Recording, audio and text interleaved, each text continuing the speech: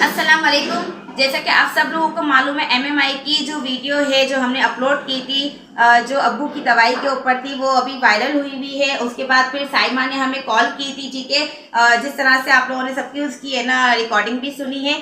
अब हमें आज 4:22 पे कॉल आई है, ठीक है, मुफस्सिल थाने से। उन्होंने हमें बुलाया है और कहा है कि आपके खिलाफ है ना एमएमआई ने कंप्लेन की है और कहा है कि मतलब कि कंप्लेन करके कहा है कि उनकी एफआईआर कटनी चाहिए। तो आप यहाँ आ रही है या हम आपके मेरे हाथ से यही कहा था कि या फिर हम है ना पुलिस भेजे या एफआईआर काटे बहरहाल, लेकिन उन्होंने हमें बुलाया है तो मैंने कहा नहीं ठीक है, मैं आ जाती हूँ, कोई मसला नहीं है। तो अभी हम वहाँ जा रहे हैं सच्चल थाने। टाइम हो रहा है 6 बज रहे हैं ना, 6 बजे का 6 साढ़े 6 बज रहे टाइम हो रहा है, मगरिब का टाइम है। तो अभी हम वहाँ जा रहे हैं और अब्बू को लेके जा रहे हैं, वो इसलिए क्योंकि हम दोनों बहनें जा रहे हैं। तो अब्बू अभी जिद पे है कि मैं अकेला नहीं बैठूंगा, हालांकि अकेले तो नहीं, 2 बच्चे हैं, लेकिन फिर भी वो जिद करे कि मैं नहीं बैठूंगा, मैं साथ जाऊंगा। जबकि अब्बू की तबीयत भी आप लोगों को मालूम है, लेकिन हमें मजबूरन लेके जाना पड़ रहा है क्योंकि क्या कर सकते हैं, वो अपनी जिद पर है।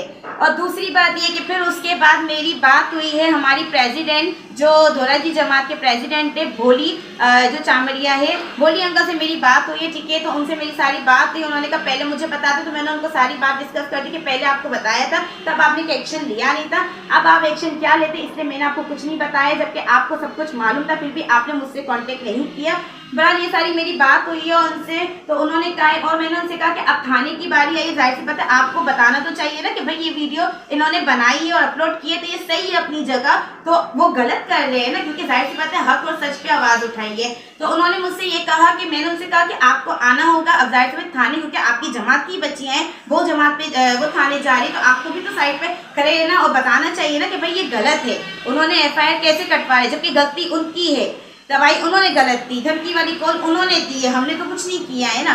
तो उन्होंने कहा कि ठीक है मैं आ जाऊंगा, लेकिन दोबारा उन्होंने मुझसे कॉल करके कहा कि उन्होंने वहाँ सच्चल थाने में कॉल करके बात कर ली और कहा है कि बस ऐसे ही हम बुला रहे हैं, पर हमें नहीं मालूम, हम जा रहे हैं, देखते हैं क्या होता है।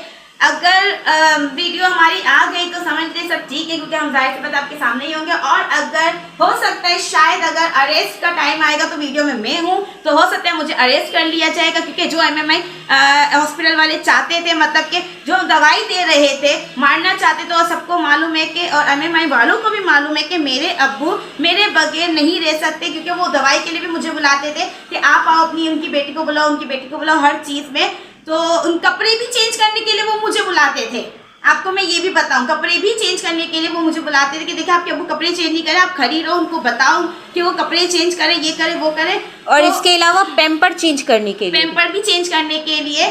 तो